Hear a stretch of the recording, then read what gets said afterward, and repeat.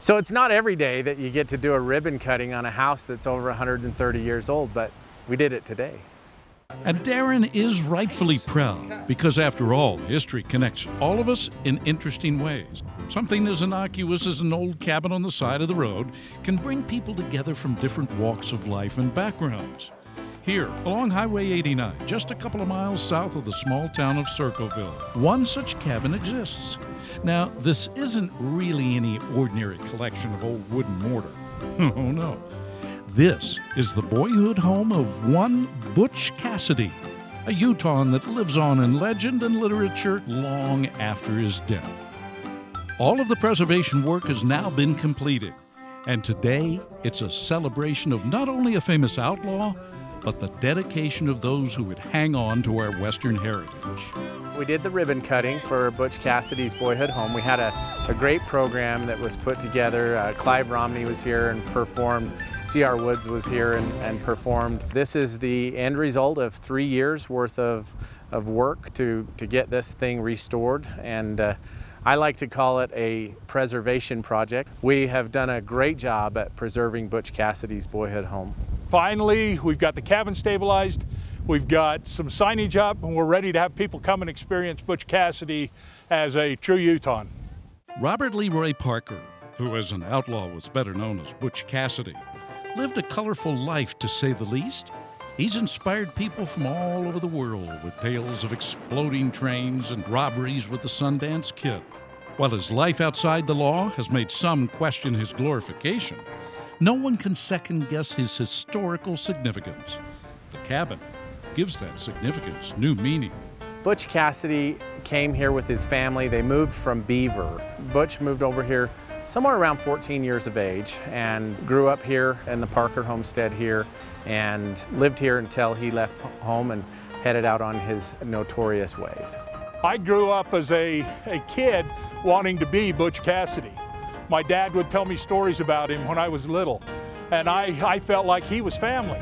That personal connection extended well beyond the normal confines of historians and archaeologists. The effort to preserve the cabin required the coordination of Paiute and Garfield counties, several state agencies, including Utah State Parks, private landowners, and a couple of different committees. Now, normally, a task involving that many stakeholders would be doomed to fail. But the history behind Butch Cassidy and the fascination his tales have created actually smoothed the road on the way to today's ribbon cutting. It truly was a labor of love. The list of people that have been involved in this project, the public would wonder, what the heck? Why so many people involved? But you know what? Out of the love for the project, they were here. And they were not only here, but they were here helping us put fence in, helping us move dirt. And frankly, it was just personal for me. I had to make sure this happened. It was a personal accomplishment and something that I felt I needed to do for my dad. And not to mention the fact that frankly, Butch Cassidy is one of Utah's most famous citizens. You know, you could argue that Brigham Young or other people may be more famous, but frankly, there's movie after movie after movie and book after book after book about Butch Cassidy, and there's a mystique of Butch Cassidy. Butch Cassidy's an outlaw, and you've got to hunt him down, but you won't get help from me, sir, nor from anyone in town. The legend of Butch Cassidy can now be experienced along Highway 89 by car as well as by ATV.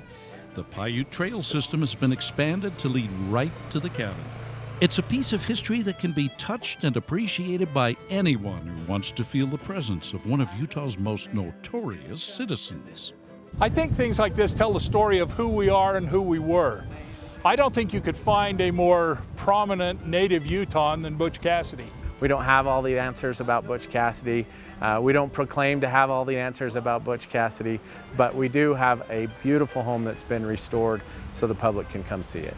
I think you'll realize what a peaceful, nice little site this is and what a great job's been done to preserve this for future generations.